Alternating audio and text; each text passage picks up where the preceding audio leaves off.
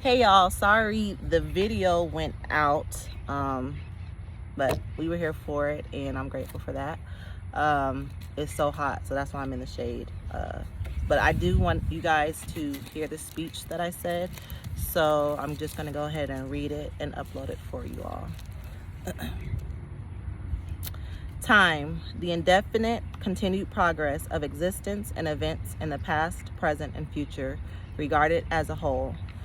I wish I had more time with Georgia. Another day, another month, another year. But the fact is, no matter how much more time I could have had, it would never be enough.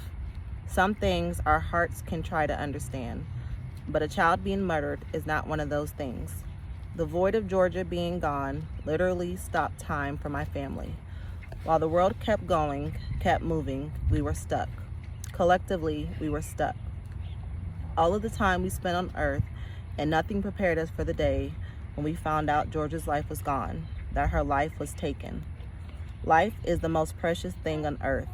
It doesn't stop being precious just because it's gone. Georgia's life will forever be precious. On this day, 24 years ago, Georgia kissed me goodnight and walked out the door. She walked into the world she thought she grew to know, grew to be able to handle. But someone, more than likely someone she knew, selfishly decided that her sister, who was also a daughter, who was also a wonderful and caring friend, a ray of positivity to the people around her, was no longer worth living. She took her last breath at the hands of someone else, and no matter how much time passes, that will never be okay. Time doesn't heal all wounds. It doesn't bring people back to life. Time just keeps moving. So how do we go on? How do we allow Georgia's beautiful spirit to not be outshined by the horrendous murder that ended her life? Unfortunately, Georgia's life and her death will always be a part of the same conversation. She's not here, and she should be. I can't change that. So how do we make the time that we have left count the most? We change our focus. Change your focus.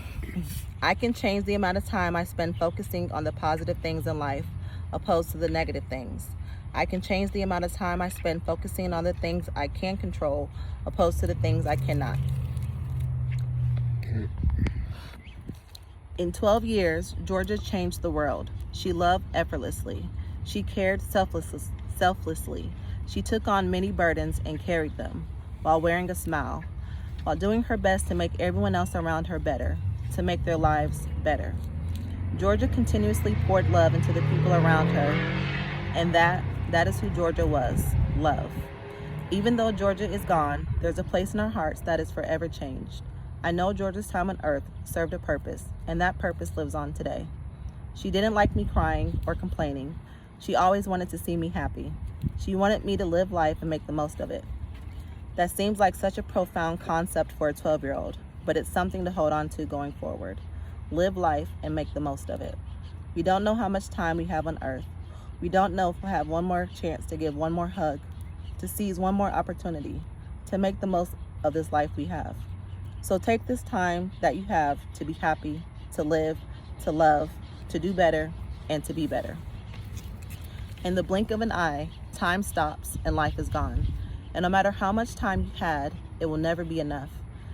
Now I want to talk a little bit about change. Change, the act or instance of making or becoming different. Georgia was the prime example of someone who was a catalyst for change, the cause of creating a positive difference. If she wanted better, she did better. If she saw a problem, she tried to fix it. If she saw someone needed help, she tried to help them. Georgia made it her mission to do what she could to make the world a better place, and I will forever be grateful for that. Change takes a collective effort. We have to work together continuously to make the progress we so desperately desire. This is why I'm advocating for the Homicide Victims Families Rights Act of 2021.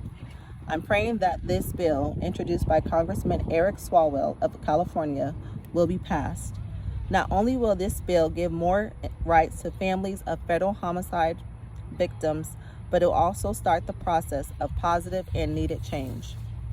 Today, there are more than 250,000 American families of murder victims since 1980 that are still fighting for their loved one's murder to be solved.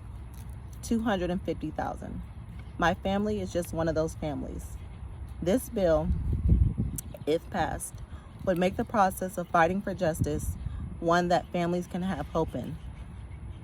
Under this bill, if a case goes cold after 3 years, the victim's family, under federal law, will have the right to have the case file reviewed with the possibility of a reinvestigation occurring. While this is a federal bill, I am confident in due time this bill will shape the way for a necessary change on state and lower governmental levels. Families shouldn't have to fight for justice. Families shouldn't have to wonder who killed their loved ones. With laws in place that have the victims in mind and their families, families can spend more time grieving and not working to solve their loved one's unsolved case.